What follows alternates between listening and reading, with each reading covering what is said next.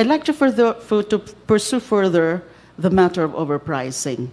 We heard Secretary Green earlier saying that she believes there is no overpricing. Although medyo mahirap-hirap pong paniwalaan yan.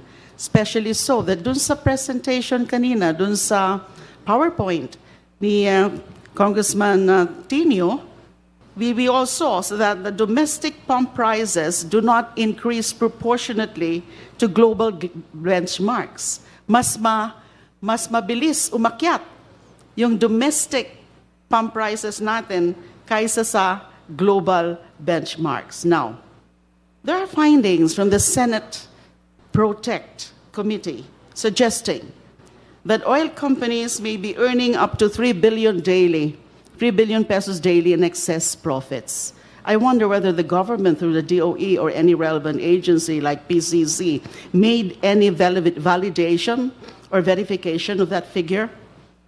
Oil companies earning up to 3 billion daily in excess profits.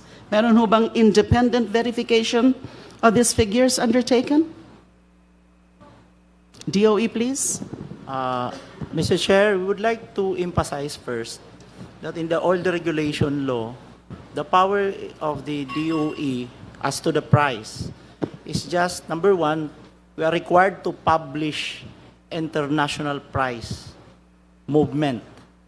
So ginagawa ho namin yan, nandun ho sa website ng DOE, and we are supposed to follow whatever that means, but in our interpretation of follow is we would be monitoring the movement as well of the domestic pump price. So, ginagawa ho namin yan. Now, as to the so-called overpricing, this is very difficult for us.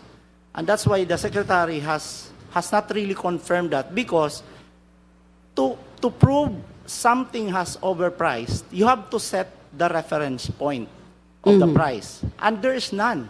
Wala ho. Kaya nga sabi ni Sec, there's a range, in fact. And it's even more difficult if you're treating a range.